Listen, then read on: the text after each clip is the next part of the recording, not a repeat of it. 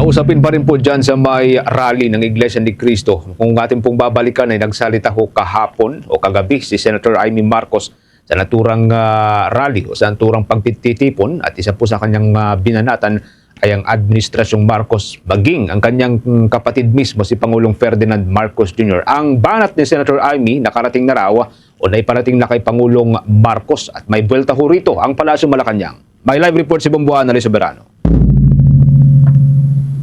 Kay Pangulong Ferdinand Bongbong Marcos Jr. ang mga naging banat ng kanyang nakakatandang kapatid na si Senator Amy Marcos nang magsalita ito sa INC rally kagabi. Ito ang kinumpirma ni Palace Press Officer Undersecretary Claire Castro. Sabi ni Castro, nakakaawa daw ang mga obstructionist na kagaya ng isang senadora. Reaksyon ito ng Malacanang sa mga banat ng senadora na tinawag na bangag, tulog at lasing sa kapangyarihan ang Marcos administration. Sinabi pa ni Castro, nakakaawa si Senator Amy na gumagamit ng fake news para makapanira lamang at maikalat ang maling impormasyon. Pero mas nakakaawaan niya ang mga pumalakpak matapos magsalita ang senadora dahil malamang ay hindi nila alam na ang mga sinasabi nito ay walang basehan at ginagawa lang silang mangmang. Kinasyon din ni Castro kung bakit ngayon lang nag-iingay si Senator Amy. Ganyan na sa katungkulan na siya noong umamin noon si Pangulong Rodrigo Duterte na may mga ghost projects at gumagamit ng illegal na droga. Pakinggan natin si Palace Press Officer Undersecretary Claire Castro sa pagtatanong ng Bombo Radio. Yusek, good afternoon. Yusek, ano po ang reaksyon ng Malacanang sa naging pahayag ni Senator Amy Marcos na ang administrasyon ay tulog at lasing sa kapangyarihan at tila nawawala na po yung focus ng administration sa mga mahahalagang issue? Napanood po natin mismo, personal, ang nasabing pagsasalita at pagtatalumpati ni Senator Amy Marcos sa INC rally kagabi. At ito po ang komento ng PCO bilang kumakalaban at lumalaban sa fake news. Namutawi kay Senator Amy Marcos ang mga salitang magpapaigting ng galit sa gobyerno. Ang paninira sa Pangulo at sa gobyernong ito.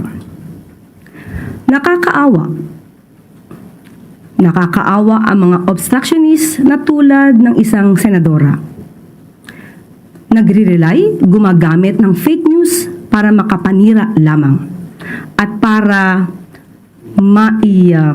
kalat ang mga ganitong klaseng maling impormasyon. Pero mas nakakaawa ang mga taong pumalakpak habang nakikinig kay Senator Amy Marcos. Dahil malamang hindi nila alam na ang mga sinasabi ni Senator Amy Marcos ay mga kwentong walang basihan. Nakakaawa dahil malamang ay hindi nila alam na sila ay ginagawa lamang mangmang. Tinulagsa din ng Malacanang si Senator Amy dahil sa umunay pananahimik nito noong Administrasyong Duterte sa kabila ng pag-amin ng dating Pangulo sa paggamit ng iligal na droga at may mga issue ng ghost project at flood control anomalies. Kinasyon din ni Castro ang alegasyon ni Senator Amy na walang pakialam ang gobyerno sa mga magsasaka at mangingisda. Naglabas ng resibo itong si Yusek Castro na may ginawang pagtulong si Pangulong Ferdinand Marcos Jr. sa mga magsasaka at mangingisda. Anya, walang basehan ang mga paratang ng senadora. Huli, pakinggan natin si Yusek Claire Castro. Umamin ang dating Pangulong Duterte sa paggamit ng illegal na droga.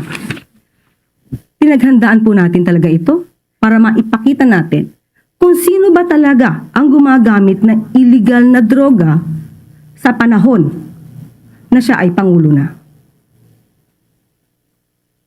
Pero sa mga pag-amin na ito ni dating Pangulong Duterte, tumahimik siya at wala siyang anumang pintas.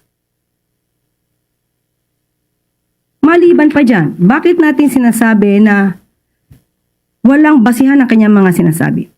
Dahil pinag-iigting niya ang galit sa mga farmers at mga mangingisda na mga kababayan natin at sinasabing walang tulong na pinapaabot ang gobyerno. Hindi natin alam kung Senator Amy ay bulag, nagbubulag-bulagan o talagang pinipikit lamang niya ang mata niya sa katotohanan para magamit siya sa paninira sa gobyernong ito. Naniniwala naman ang Malacanang na may bahid politika ang mga naging banat ni Senator Amy sa administrasyon. Ayon kay Castro, malinaw umanong may pinapanigan ng senadora at may nais itong ipagtanggol. Sinabi pa ni Castro, halata umanong layunin ni Senator Marcos na hindi na maharap sa paglilitis ang taong nais nitong protektahan. Muli si Yuse Claire Castro. Naniniwala po ba kayo na ito ay may bahid ng politika? Obviously, halatang halata.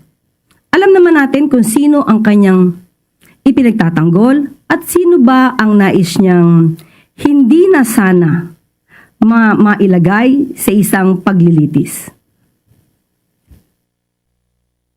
Ng Malacanang, Bombo Anali Montaño Soberano nag-uulat. And this is Bombo Radio Philippines, the #1 and most trusted source of news and information. Basta Radio, Bombo. For the most trusted source of news and information, visit our website at www.bomboradio.com. Follow us on Bombo Radio mobile app, Facebook, YouTube, TikTok, and X, formerly Twitter. Like, share, and stay connected. Anytime, anywhere.